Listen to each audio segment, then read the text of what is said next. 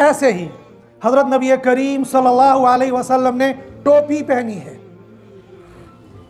तो टोपी किसी तरह से पहन लो, गोल पहन लो, लंबी पहन लो, कोई भी टोपी पहन लो, जायज़ होगी। लेकिन बाज़ टोपियाँ गुनाह होंगी और बाज़ टोपियाँ मकरूह होंगी। मकरूह टोपियाँ पहनना प्लास्टिक की टोपियाँ पहनना है। बहुत सारे लोग मस्जिदों के अंदर प्लास्टिक की टोपियाँ रखकर सवाब की उम्मीद रखते हैं, बिल्कुल गलत है। अव्वल तो मस्जिद के अंदर टोपी बिल्कुल नहीं होनी चाहिए, यह तरीका गलत है। मुसलमान हो और उसके पास टोपी ना हो, एक मुसलमान को हर हाल में नमाज पढ़नी है, वो सफ़र में है, हज़र में है, बीमार है, तंदुरुस्त है, घर पड़े जहाँ पड़े, उसने तो टोपी लगाकर नमाज तो पढ़नी है। और जब नमाज पढ़नी है तो अगर वो 24 घंटे टोपी लगाकर नहीं रख सकता है तो छोटी सी टोपी जेब में रखे। और अगर नहीं है टोपी, बगैर टोपी के भी नमाज पढ़ेगा, नमाज तो तब भी हो जाएगी। लेकिन ये प्लास्टिक की टोपियां मस्जिदों के अंदर रखना ये मकरूह है। टोपियां रखना ये गलत है और प्लास्टिक की रखना ये मकरूह है।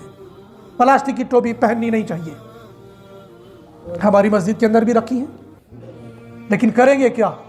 एक को मैंने मना किया था, बन्ना सवाब छू, मतलब यहाँ म्यों काम वास्ते मोहन उठ के गलत है। मानना ना मानना तो वो तो तेरा काम है। हम दीन के जिम्मेदार हैं, ठेकेदार नहीं है। हम किसी को कान से पकड़ कर कहेंगे तुमको ये करना है, ये हमारे लिए नहीं है, हमें इसकी इजाज़त नहीं है। हमारा काम है ये काम सही है, ये काम गलत है, मानो ना, ठीक है, नहीं मानोगे तुम काम करो। तो हमें टोपी पहननी है, ये इसका इल्म होना चाहिए। इमामे के अंदर हो टोपी, अगर ये इल्म होगा तो मुझे कैसे रहना है और दूसरा क्या करता है तो पता चल जाएगा। ये हो गई मकरूह। और दूसरी एक और टोपी है जो आम तौर पर नहीं पहनते हैं, लेकिन कुछ जवान उसको पहनते हैं, वो लाइल्मी में पहनते हैं, मगर वो पहनना सही नहीं है। वो हमारी टोपी है ही नहीं, वो यहूदियों की टोपी है। वो टोपी है वो जो क्रिकेट के मैदान में अंपायर पहनता है, जो चारों तरफ से उसका छज्जा निकला हुआ होता है। वो टोपी वो है जो यहूदियों के बॉस की अलामत होती है। एक टोपी वो पहनते हैं, दूसरी उनकी टोपी दूसरी है, तिमचा तायलनिस पे टोप लाकर, वो इतनी सी होती है। वो चारों तरफ से सर खुला होगा या बस इतनी सर की खोपड़ी के ऊपर होगी, और या वो बिल्कुल बाहर से निकली हुई होगी। ये दोनों तरह से टोपी पहन लेना ये यहूदियों का तर्ज अमल है। और यहूदी कहाँ कहाँ से हमारे दीन और ईमान पर हमला करते हैं हमें पता ही नहीं लगता है। और अगर समझाने की कोशिश करते हैं, मैंने जो मोदी पागल घूमते हिस्से ने दुनिया में पाकने नहीं चाहन, ये दुनिया के तौर तरीके रिवाज को या तो जानता ही नहीं है, और अगर जानता है तो मानता ही नहीं है, और अगर मानता तो हमें करने नहीं देता है। कौन नीच करना चाहता है? दुनिया में आए हैं तो दुनिया के तौर तरीके को अपना कर ज़िंदगी तो गुजारनी है, लेकिन दुनिया का तौर तरीका नहीं। दुनिया के अंदर ज़िंदगी गुजारने के लिए इस्लाम ने मुझे और आपको तरीका बताया है। इसीलिए तो दुनिया में इंसान को नबी बनाकर भेजा, वरना अल्लाह पाक फरिश्ते को भेज देते थे।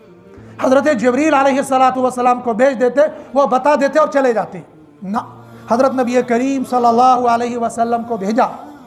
आपको लोगों ने सताया भी, आपको लोगों ने गालियाँ भी दी, आपको लोगों ने पत्थर भी मारे, आपको लोगों ने वहाँ से निकाल भी दिया, आपको लोगों ने तरह तरह से परेशान भी किया। आपने शादियां भी की, आपने खाना भी खाया, आपने कपड़े भी पहने, आप घर के अंदर भी रहे, आपने सफ़र भी किया। सारे वो काम जो आम इंसान को करने हैं, वो तमाम के तमाम काम अल्लाह के नबी सल्लल्लाहु अलैहि वसल्लम ने करके दिखा दिए।